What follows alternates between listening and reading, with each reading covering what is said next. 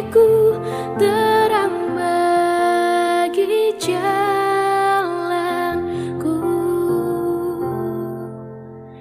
Firman-Mu pelita bagi kakiku, terang bagi jalanku.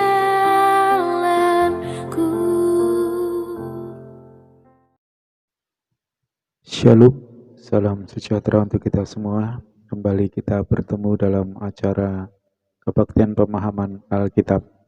Mari sebelum kita menikmati firman Tuhan, kita akan berdoa terlebih dahulu. Bapa dalam surga, kami bersyukur kembali Engkau memberkati kami sehingga kami dapat kembali menikmati firman-Mu di acara Kebaktian Pemahaman Alkitab hari ini. Terima kasih Tuhan, pimpin kami, urapi kami semua. Biarlah setiap firman-Mu yang Kau sampaikan bagi kami menjadikan berkat dalam hidup kami. Dan kami akan terima di dalam nama Tuhan Yesus Kristus, Juru Selamat kami. Haleluya. Amin. Saudaraku, hari ini saya akan mengajak melihat sebuah kisah yang ada di Perjanjian Lama, peperangan bangsa Israel dengan bangsa Amalek. Tapi sebelumnya kita akan baca satu ayat terlebih dahulu, 2 Timotius 3 ayat yang ke-16. 2 Timotius 3 ayat 16, demikian, segala tulisan yang diilhamkan Allah memang bermanfaat untuk mengajar, untuk menyatakan kesalahan, untuk memperbaiki kelakuan, dan untuk mendidik orang dalam kebenaran.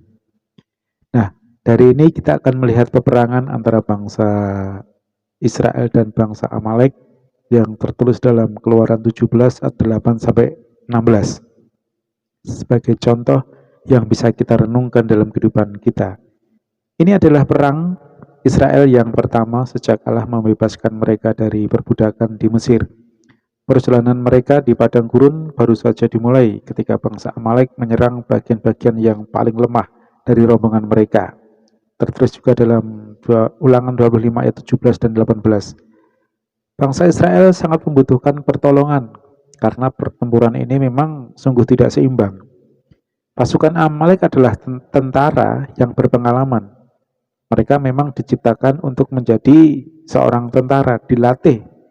Sementara umat Israel hanyalah mantan budak yang keahliannya membuat batu bata, bukan dilatih untuk berperang. Meskipun kemenangan tampaknya mustahil, tapi Musa percaya bahwa Musa akan sanggup menghadapinya karena dia percaya bagaimana kuasa Tuhan itu ada di dalam kehidupan mereka, Musa dan bangsa Israel. Pertama, ia menyuruh Yosua memilih orang-orang untuk berperang. Dan kedua, ia membawa tongkat Allah dan naik ke puncak bukit bersama Harun dan Hur untuk mengamati pertempuran itu. Sementara pertarungan di bawahnya berlangsung sengit, Musa mengangkat tangannya. Dan tampaklah bahwa selama tangannya terangkat, bangsa Israel menang. Tetapi ketika tangannya turun karena dia merasakan lelah dan jatuh terkulai, maka bangsa Israel pun mengalami kekalahan.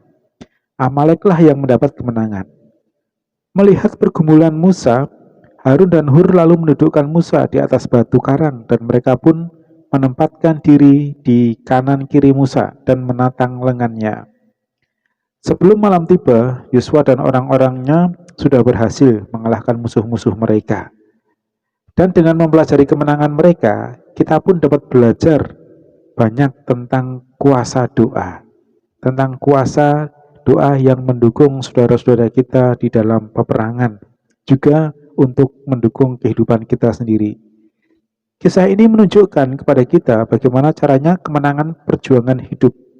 Ketika situasi sulit menerpa, reaksi spontan kita kemungkinan besar atau biasanya adalah membuat rancangan-rancangan dan berusaha mengatasi masalah dengan kekuatan kita sendiri dan bukan bersegera mencari Tuhan. Atau kita mungkin menjadi kecil hati dengan segala kelemahan kita dan merasa tidak ada harapan dan bukan bersandar pada kemampuan Tuhan. Kedua respon ini mengabaikan kuasa luar biasa yang tersedia bagi kita. Pikirkanlah masalah-masalah dalam hidup kita. Mungkin kita sedang menghadapi situasi yang sangat menekan dan tidak melihat jalan keluar. Mungkin itu masalah keuangan, kesehatan, atau apa saja yang membuat kita menjadi stres dan bingung. Atau mungkin kita sedang bergumul dengan kecanduan tertentu, perilaku negatif, atau belenggu emosi yang kuat. Apapun itu, tetap ada harapan jika kita mau mengikuti teladan orang-orang yang beroleh kemenangan dengan bersandar kepada Tuhan. Ketika Tuhan berbicara kepada Musa dari belukar yang menyala dan menyuruhnya memimpin bangsa Israel keluar dari Mesir, dia sudah menunjukkan kuasanya yang ajaib melalui tongkat gembala. Keluaran 4 ayat 17. Sejak itu, setiap kali Musa mengelurkan tongkatnya, Tuhan menyatakan hal-hal yang luar biasa. Dengan mengangkat tongkat itu selama perang melawan bangsa Amalek, Musa menyatakan kepercayaannya kepada Allah, bahwa Allah akan turun tangan untuk bangsa Israel. Demikian pula iman kita saat ini pun bersandar pada firman Tuhan. Setiap halaman kitab suci meneguhkan kebenaran bahwa Tuhan bekerja dalam segala sesuatu untuk mendatangkan kebaikan bagi kita semua. Itu ada di Roma 8 ayat 28. Karena Allah mengenal pikiran dan hati setiap orang yang terlibat, dia dapat mengetahui situasi konflik yang sebenarnya atau permasalahan yang sebenarnya, bukan permasalahan yang kelihatan saja. Ketika kita mencari dia melalui firman-Nya dan tidak bergegas maju berperang, dia akan menyatakan pandangannya atau perspektifnya dan menjamin kita tidak sendirian. Dia akan menolong kita mengatasi kesulitan apapun yang kita hadapi. Ketika kekuatan Musa hilang, Harun dan Hur memberikan dukungan. Tak seorang pun bisa kuat setiap saat. Kita perlu saling membutuhkan untuk memberi dan juga menerima dukungan. Rekan doa akan mengangkat kita, meningkatkan iman kita, dan memberi kekuatan yang kita butuhkan. Selain itu, kuasa Tuhan dicurahkan ketika 2 atau 3 orang berkumpul dalam nama Yesus untuk mencari kehendak-Nya bersama-sama. Matius 18 ayat 20. Tuhan menyuruh Musa mencatat peristiwa ini, yaitu peristiwa peperangan antara bangsa Amalek dan Israel, di dalam sebuah kitab dan membacakannya kepada Yosua sebagai panglima perang yang kelak akan membawa bangsa Israel masuk ke tanah perjanjian. Yosua perlu tahu bahwa peperangan itu bukan dimenangkan dengan pasukan yang hebat, tetapi dengan kuasa Tuhan yang Dia mau curahkan ketika anak-anaknya berdoa dan taat. Generasi mendatang juga dapat belajar dari teladan peristiwa itu. Terkadang saat pertempuran begitu sengit, kita menjadi sangat putus asa untuk tetap bertekun. Sehingga duduk sendirian bersama Tuhan di bukit doa tampaknya suatu hal yang sia-sia. Kita bertanya-tanya, bagaimana situasi akan berubah jika kita tidak segera bertindak? Pada saat seperti itu, ingatlah, peperangan dengan bangsa Amalek, majulah dan naikilah bukit itu dan ajaklah 2 sahabat yang setia bersama Anda, dan dengan percaya pada Tuhan, pada firman Tuhan, bertekunlah dalam doa dan nantikanlah Dia untuk melakukan perkara yang luar biasa. Haleluya. Amin. Mari kita berdoa.